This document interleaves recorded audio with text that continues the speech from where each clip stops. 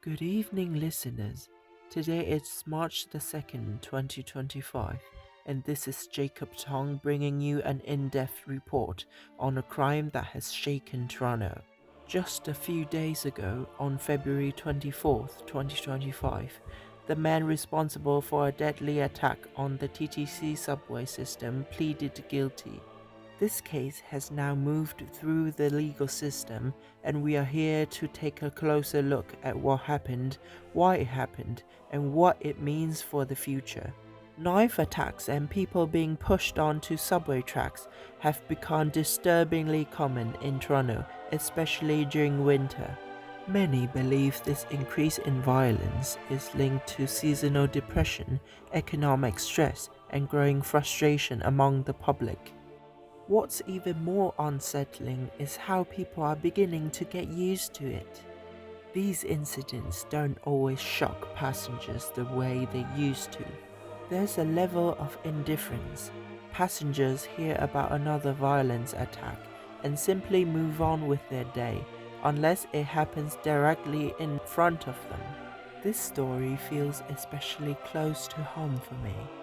On that day, December 8th, 2022, I was riding the subway with a friend to downtown Toronto, though on a different route. I didn't see the crime unfold myself, but I remember hearing the TTC radio announcements and sensing unease among passengers. People were checking their phones, whispering to each other, some looking around more cautiously than before. The subway is supposed to be a safe part for daily life, but on that afternoon it became the setting for something tragic. The attacker was 55-year-old Chinese national Neng Jiajin. At around 2 p.m., inside a subway train pulling into Hyde Park Station, Jin suddenly pulled out a knife and started stabbing. His first victim was 31-year-old Vanessa Korpeska. She was critically injured and, despite efforts to save her, she died from her wounds. A second victim, 37-year-old Sulakshana Srijeria, was also stabbed but managed to survive. The two women had no connection to Jin whatsoever. This was a completely random attack. Emergency services rushed to the scene, and the subway station was immediately shut down as police secured the area. Jin was arrested at the scene and taken into custody. The randomness of the attack left many in the city shaken. How can someone just decide to attack strangers in broad daylight on public transit? As the case went to trial, more disturbing details came to light. Jin told the court that he carried out the attack simply because he wanted revenge. He claimed that a Canadian doctor had caused his blindness and that, because of his immigration status, he had no way to get justice through legal means. In his own words, he said, "Because the Canadian doctor harmed me, I wanted revenge." But revenge against who? Not against the doctor, not against the system. Instead, he took his anger out on two innocent women. From a legal standpoint, this is a clear example of a crime against a person. The victims were physically harmed, with one fatally, so this falls under violent crimes. When we look at this case through a social sciences lens, we have to ask, what led Jin to this moment? Was Jin feeling ignored? Did his struggles push him into isolation? A psychologist would likely point to mental health as a key factor. Winter is an especially hard time for many.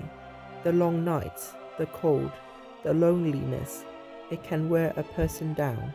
Depression can creep in, and without help, it can spiral. This is something we don't care about enough. This crime is undoubtedly deviant behavior. Taking an innocent life is the ultimate act of crossing societal and legal boundaries.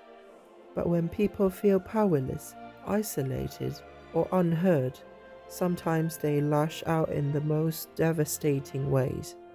Jin has now pleaded guilty for first-degree murder and attempted murder.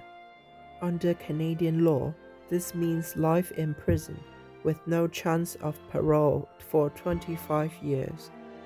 But will this stop future crimes? Probably not. The reality is, random violence on the TTC is becoming more common. One man's conviction doesn't address the underlying issues. To prevent this from happening again, we need to act now. More mental health support, especially for immigrants and people without legal status. Better safety measures on public transit. More security, better surveillance, more community involvement. More open conversations about mental health, depression, and the struggles to marginalized groups. Was there anything in this case that wasn't a crime? Jin's frustration with the healthcare system wasn't a crime. Feeling anger or despair isn't illegal, but taking a life is. There's always another way to seek justice. Jin chose the worst possible path. Has this case led to lasting social change? Not yet, but it should. We can't keep looking the other way every time someone is attacked on the TTC. How many more people have to die before we start making real changes? Tonight, as you go to bed, think about what kind of city we want to live in. A city where people can ride the subway without fear. A city where people struggling with mental health can get help before they reach a breaking point. A city where tragedies like this don't have to happen. This was a tragedy that should never have happened. A young woman lost her life, another was injured, and a man will spend the rest of his life in prison. This has been Jacob Tong, your voice in Toronto. Stay safe, take care of your mental health, and as always, have a good night.